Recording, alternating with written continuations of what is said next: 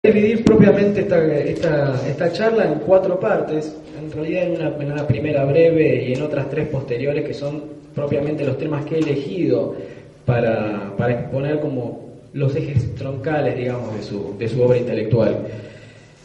La primera parte es una simple reseña biobibliográfica, es decir, sobre su vida y sobre sus libros. Norberto Ceresole nació en 1943 en el seno de una familia de obreros metalúrgicos, concretamente su padre. Empezó a militar desde muy joven, ya en la década de los 60 era un miembro activo de la militancia que se puede decir una especie de nacionalismo popular latinoamericano, o revolucionario, como se lo llamó, derivante al peronismo. De hecho iba a militar en el peronismo. Su primer libro lo escribió a los 25 años, Ejército y Política Nacionalista, un libro que a pesar de su juventud es un libro que tiene muchas, en el año 1968, un libro que son más de 400 páginas y realmente es muy difícil de conseguir. Yo lo conseguí, me salió un ojo de la cara.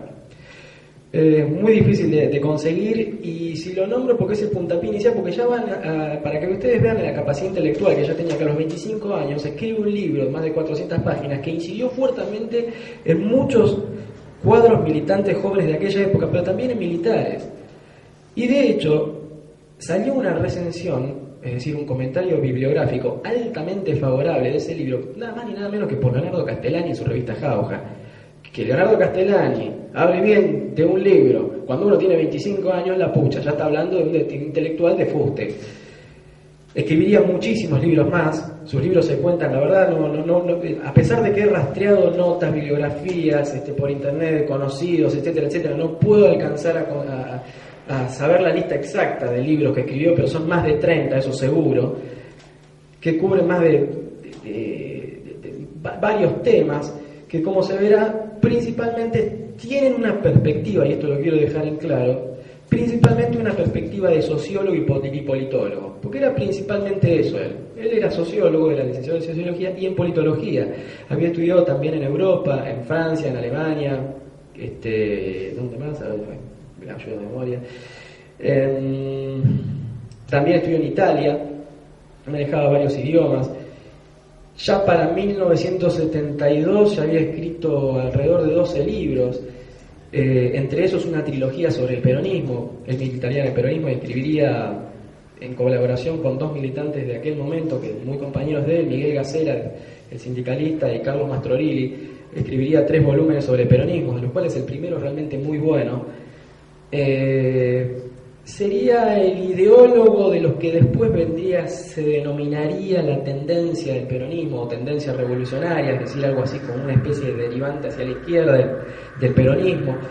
De hecho, es muy probable que él tenga incidencia con la imposición de ese nombre, tendencia, porque nace de un documento que él elabora, creo que en colaboración con Mastrorilli y Gacera también, de eso no estoy muy seguro, un libro que se llamó Documento para el debate de una tendencia revolucionaria del peronismo. Ahí se empezaría a difundir, no sé si a crear, pero sí a difundir la expresión tendencia.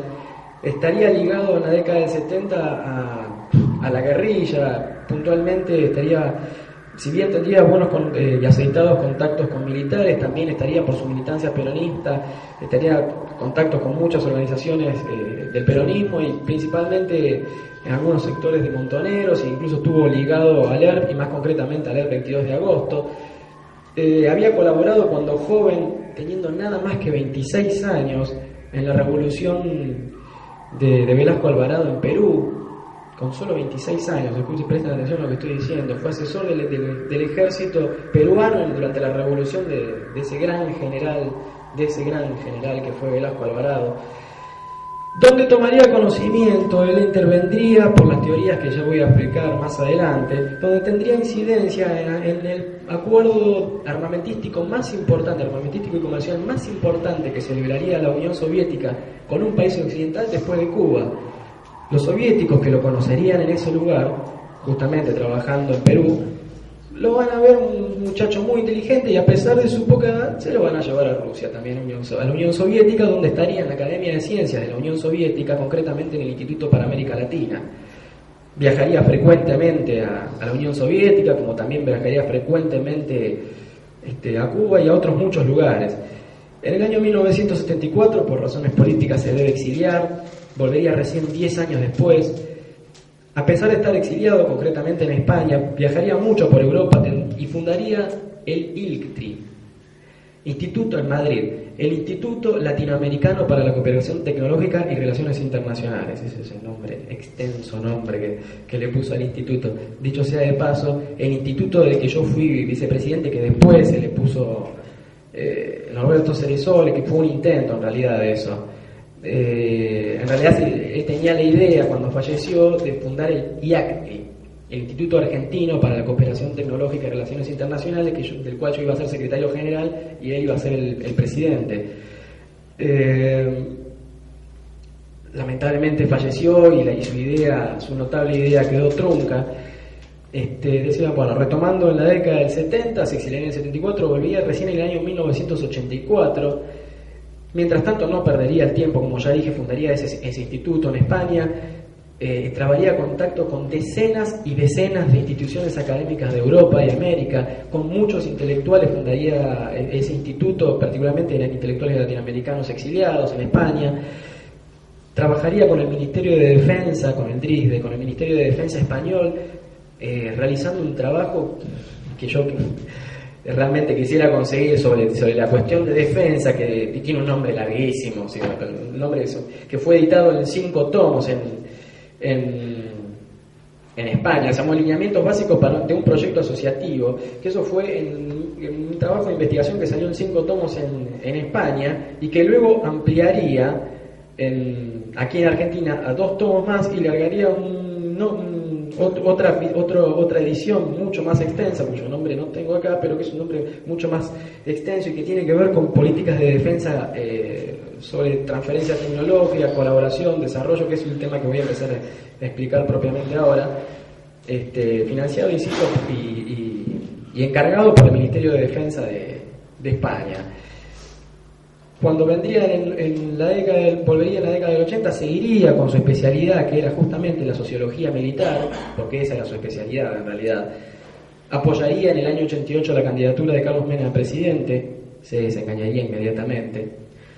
Y a principios del 92 ocurrirían, como todos ustedes saben, 2 gravísimos atentados en este país, concretamente el de la Embajada y el de la AMIA.